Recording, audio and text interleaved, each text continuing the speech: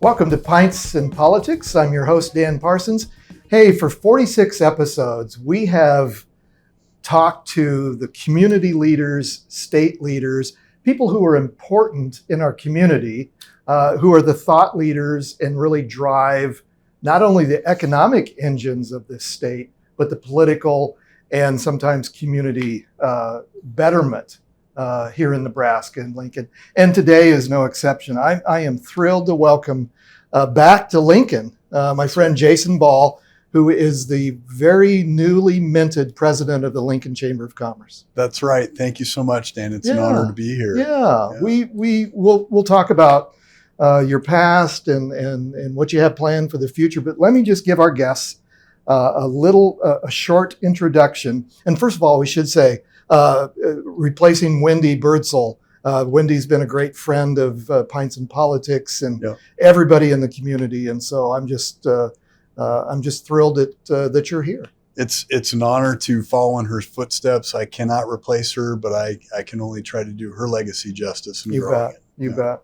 So let me just give a little bit of background of Jason. From 2008 to 2012, Jason served as the Director of Business Development for the Lincoln Partnership for Economic Development, which is the business development arm of the chamber.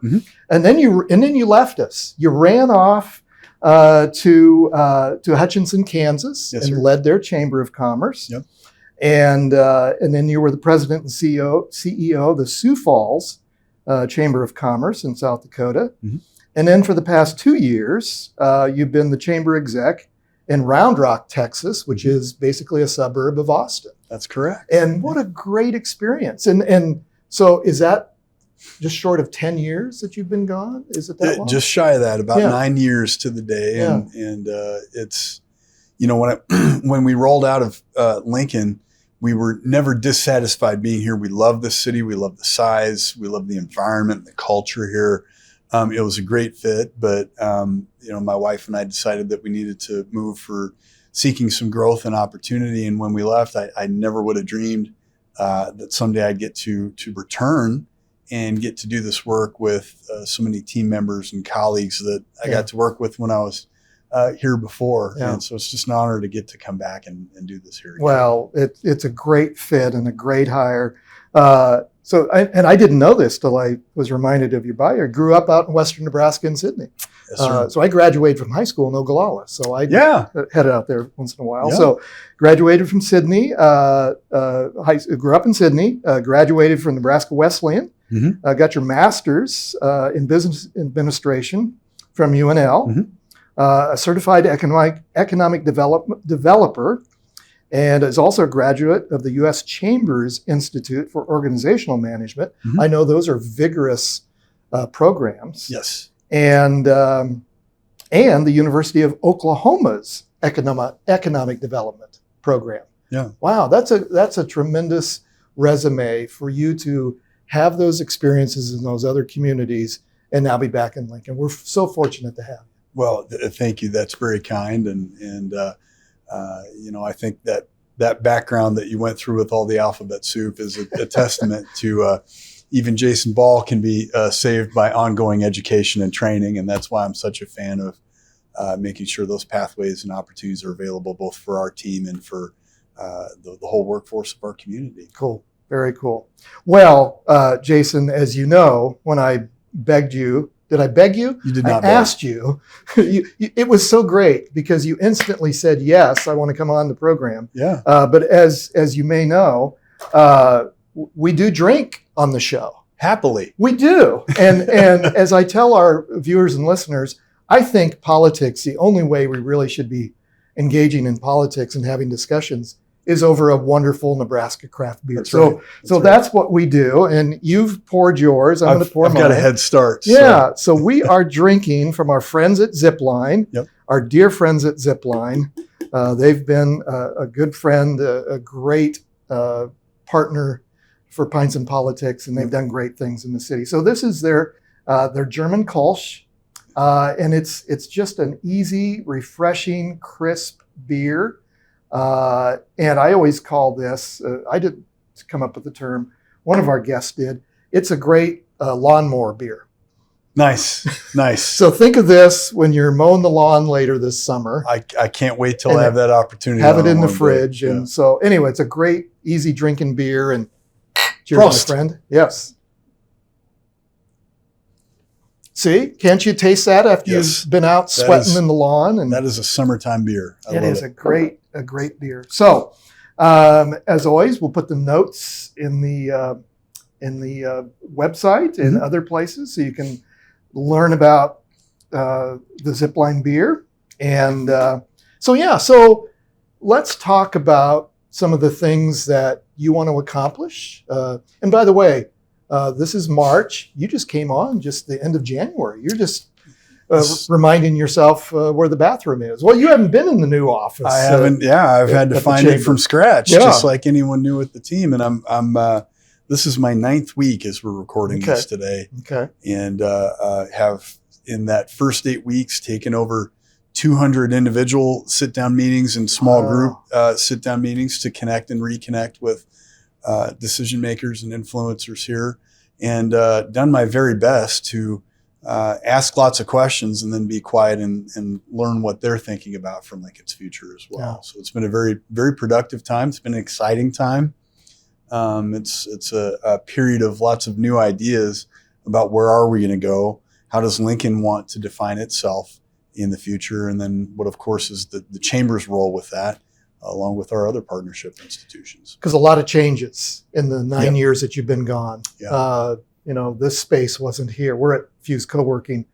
This space wasn't here. The arena wasn't here. All of this development, and I know you've come back, you have family here and everything, but to be back and be the executive of the Chamber, to see what this city has done in the past 9 years since you've been gone, it's truly remarkable. Yeah.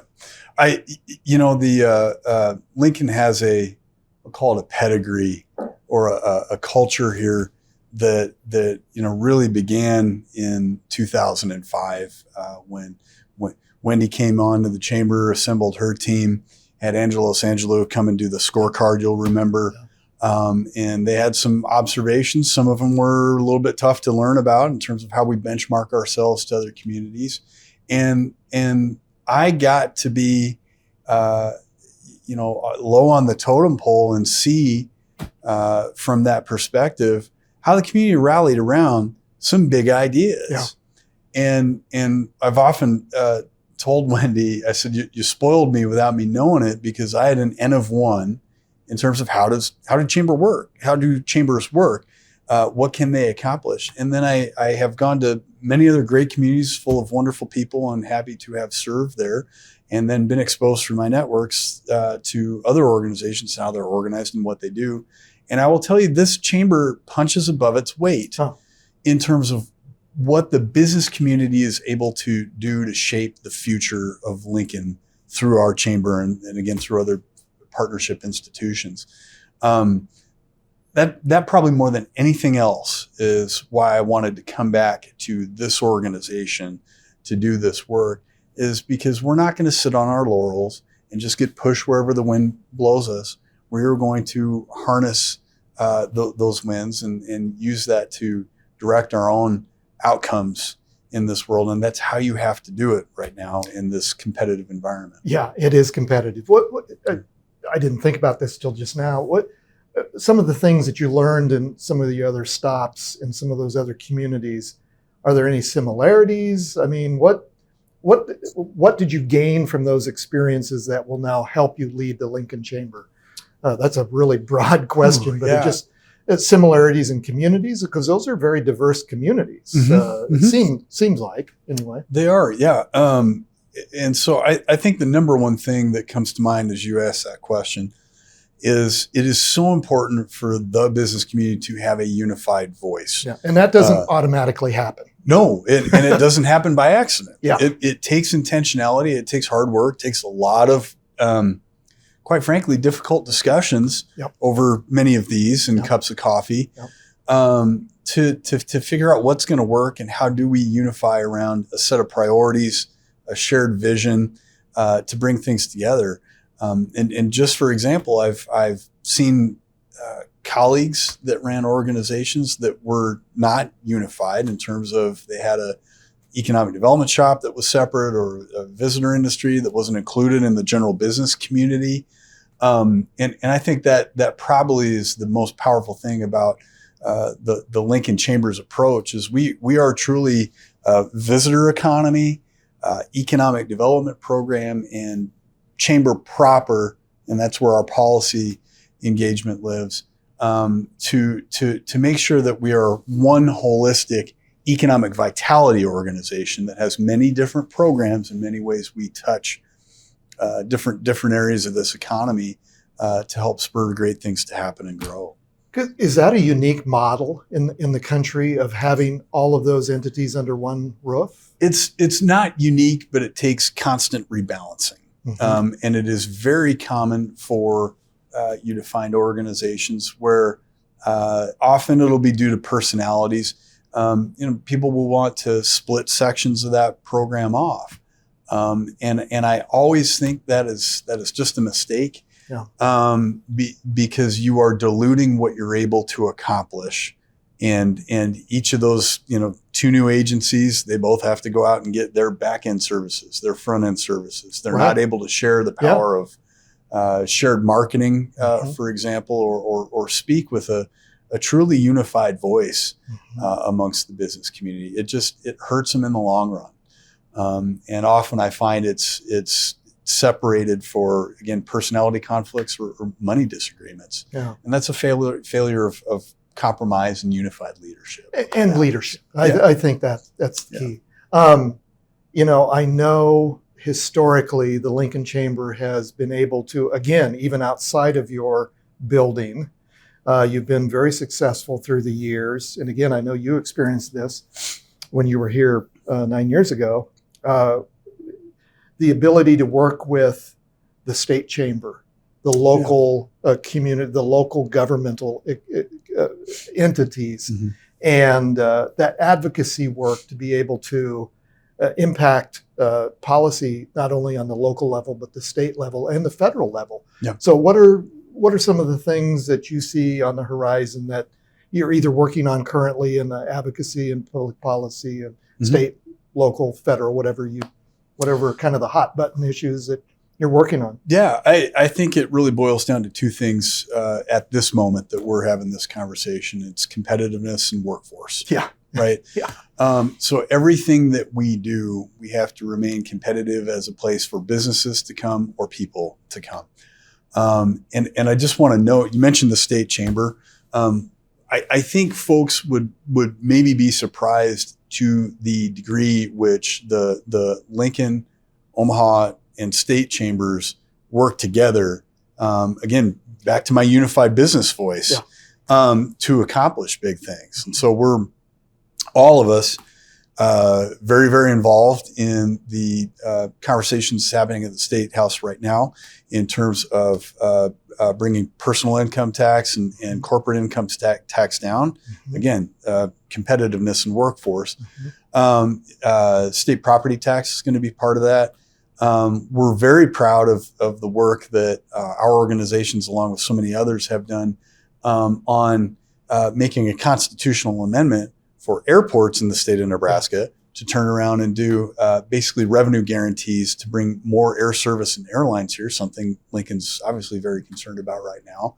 And that's going to benefit all the other airports in the state as well and allow them to expand their service. Exactly. For their constituents. Yeah, that's a huge, we've done some work with the Lincoln Airport and Dave and his team out there and like all of us, cheering them on to get us where we need to be. And it's going to happen. Yep. I mean, you guys are working hard and there's some legislation that's been introduced. And we're going to, I predict, and obviously you know it better than I do, but I think there's some opportunities obviously for Lincoln to continue to grow that air service that will make a difference. For a city our size, we're going to have to pursue that. And so I would say along with that, we also need to be prepared to maybe think about the airport in some different ways in terms of, in addition to expanded consumer access, How are we going to leverage our very substantial and important Army and Air National Guard presence out there as a military asset? Yes. How are we going to leverage that whole area for industrial development?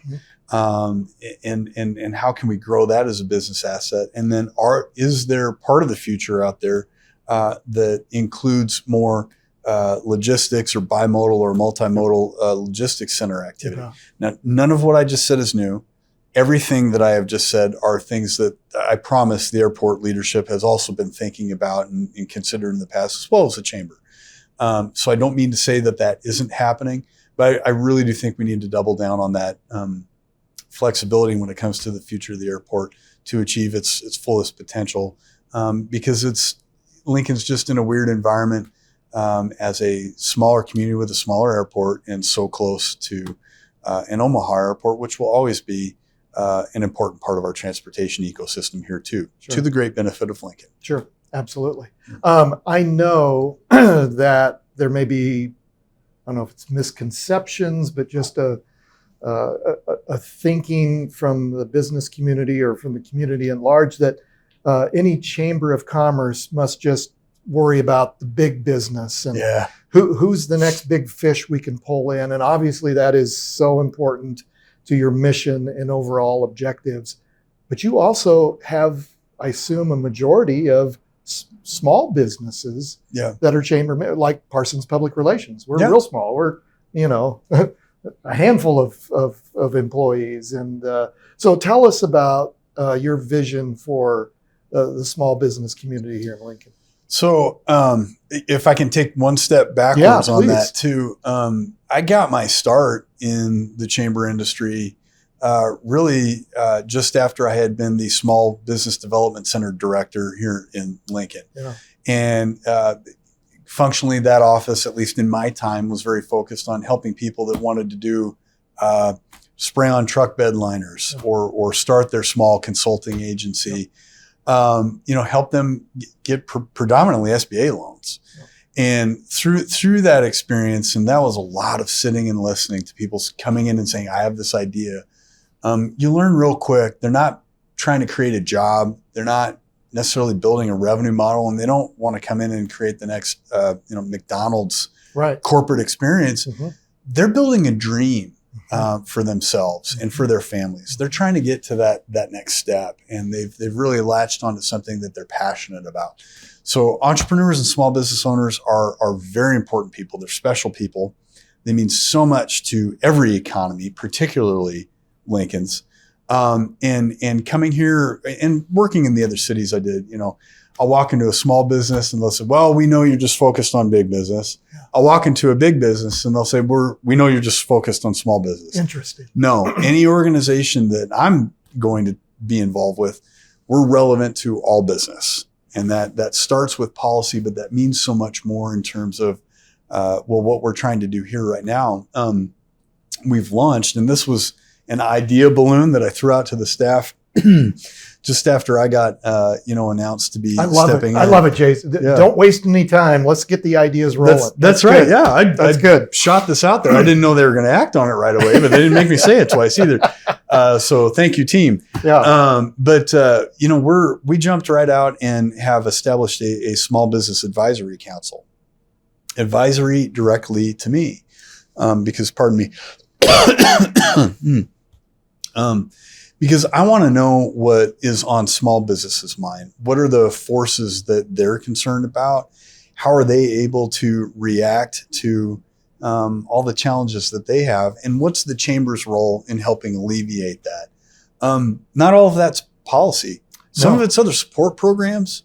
Some of it is just awareness in the small business community of things that we are already doing right now that they just haven't had an opportunity to learn about. And then at the same time, they're going to be able to impact the shape and nature of what the chamber is going to be in the future and what our targets ought to be as we get into things like, whatever it is, small business lending tools, access to resources, access to technical assistance, I just things think we do and things we partner. I just think that's so smart. I mean, it really is. I mean, we hear it all the time. It's the small businesses are the lifeblood of our economy. And, what we've experienced the last couple of years with COVID and now with some economic challenges. I mean, I think that's really smart to focus on that, and we'll be interested in continuing to watch that and see that grow. But I love that perspective of, hey, we're not just big business, and I think the ability to communicate that is great. 6 out of 10 of our members are small businesses right now, and we are a small business chamber. We wear that badge very proudly. And there's a lot of different needs, and obviously from big business. Talk, if you would, a little bit about what I think is one of the most sexy issues that have come up that merges sports and business. As a PR guy and a marketing guy, I'm like, wow, this is nirvana. We got sports and business. And so talk a little bit about this Toolbox series that you're going to launch and some of the first things you're going to talk about. Happy to. So a couple things. And I'll have to look down for the date here. That's okay. Moment. And by the way, if you need somebody to give you a refill, they're right in front of you. Hey, all right. So we are launching, and it's not exclusively related to only the sports market. That's just where we're jumping in at, is our business toolbox series. And just like everybody else, the chamber had to pivot and reevaluate our programming over the past couple of years. And we're trying to re-engage in having that physical in-person presence for all of that.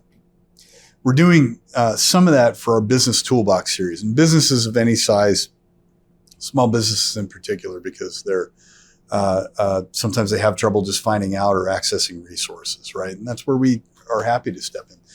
And so we're starting our first small business toolbox series, which will be a quarterly meeting, and it will be activities, information, or programs that you can take away and apply today in your business. And obviously the name, image, likeness conversation that universities have had and university athletes are now able to engage in has really changed the landscape. Obviously for those student athletes, great. It's also changed the landscape for our business community in terms of, where do I go to connect with student athletes? How can I get them, maybe interested in working with getting the word out about one of my products? What's appropriate? What's inappropriate? How do we do that? What are the rules there? Yeah, because it's kind of like the wild, wild west, I think. I mean, there's so many opportunities, and I've gotten to know, as many Lincolnites have, Nick and Muchachos, and Nick is just lighting it up on so many levels. And I think he's going to be part of your program as well, and because he is, he's latched on to some really amazing talent for the university, and so I just think that's just a tremendous opportunity that, frankly, it seemed like it popped up overnight with NCAA making a rule change and being allowed to do that. And so now we just need some winning teams. To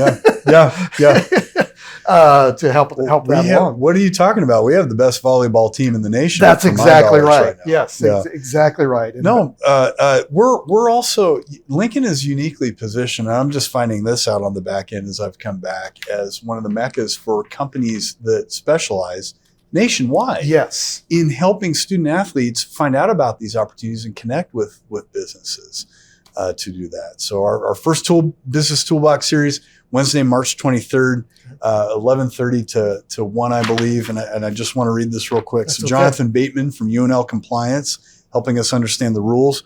Chris Armiller, from CEO and founder of FanWord, and also a Launch L&K grant winner. And then Nick from Muchachos is going to help us understand what awesome opportunities are available to businesses in this name, image, likeness. How can Lincoln businesses leverage that? Cool. So one of the issues that I'm really excited about is, when you were gone, as we mentioned, we built this thing across the street. And I know part of the conversations at that time, when Mayor Beitler and the chamber and others were talking about building this new arena, would the public have the appetite to add a convention center? And at the time it was decided let's just set that aside. Let's do the arena. Let's get this area developed and cranked up, and we'll revisit that later. Yeah. Well, as I've been hearing, that time may be ripe. Yeah. So we have, in partnership with the Downtown Rotary 14 and the Downtown Lincoln Association, and the Chamber's Convention and Visitors Bureau. So when I say we, Convention and Visitors Bureau is part of our Chamber programming. Yep. And to the great credit of Jeff Mull, who's our Vice President at the Chamber. Former guest of Pints and Politics. Wonderful. So he is the expert in this. But yeah, at the time it was considered probably cost prohibitive, too big of a swing, and too big of a risk financially to evaluate what would it look like if a convention center was put down here. And the challenge of that is it wasn't too long after Pinnacle Bank Arena opened that the data and numbers and information around conventions really started to change for the better. Yep. Fast forward to now, Omaha's doing a large business there. Kearney has had some real developments there. There are other Nebraska communities that have been able to capture some of that business. We are missing out on a defined market opportunity. Yep. And so a company called CSL came in and evaluated for us not where it needs to be or how much it needs to cost or even how big it has to be at this moment. We wanted to know our universe of options. Mm-hmm. So they came in and they identified 5 general locations, generally within the downtown, that we need to begin to really perform a thorough set of due diligence operations to figure out what's a potential cost, what's a potential development timeline, what market opportunities more specifically could we hope to capture in a facility that leverages this. And we want to make sure it's an asset that feeds into everything else going on in this area. The continuity. So what are, I don't want to put you on the spot, what are some examples of what we are missing out on by not having a convention center attached or in the vicinity of downtown? Here's where it gets real esoteric real fast. Every business industry has some sort of a convention or association group meeting that happens every year, and they can get as specific as the precast post-tensioned concrete pole association. Right. Yeah, big deal. I'm not making that up. I know. It's a real group. It's a big deal. And so there are any number of opportunities that we feel like we know, and CSL has backed us up with data that we know will drive in for this, let alone the opportunities that everyone's very familiar with here in terms of state association, state groups, folks that are already in Nebraska, that are already familiar with Lincoln, that would love to spend a week or a weekend here for a few days. Yeah. Well, that's exciting. We'll keep watching that and watching the chamber and watching you lead the effort. And there's some exciting moments ahead for Lincoln. And I'm so happy that we could reconnect and share a beer. And so thanks for being on the show. The first of many. Thank you. That's exactly Thank you for having me. That's exact. Well, cheers, my friend. We'll do it again. Thank you. I did it backwards. Let me thank, as we close out, let me thank a few people. The crew at BCom Solutions. Courtney, Caitlin's here, and Rachel and their team that do all the production, editing, and distribution of Pints and Politics. Kim Remington, Operations Manager at Parsons Public Relations. You may be hearing the theme music that was written and performed by Jack Rodenberg, a familiar name in the community. Thank you to Fuse Coworking, our home, and the home of Parsons Public Relations, and our guest, Mr. Jason Ball, President of the Lincoln Chamber of Commerce. Thank you so much. Thanks, man. Okay, we'll do it again. I hope so.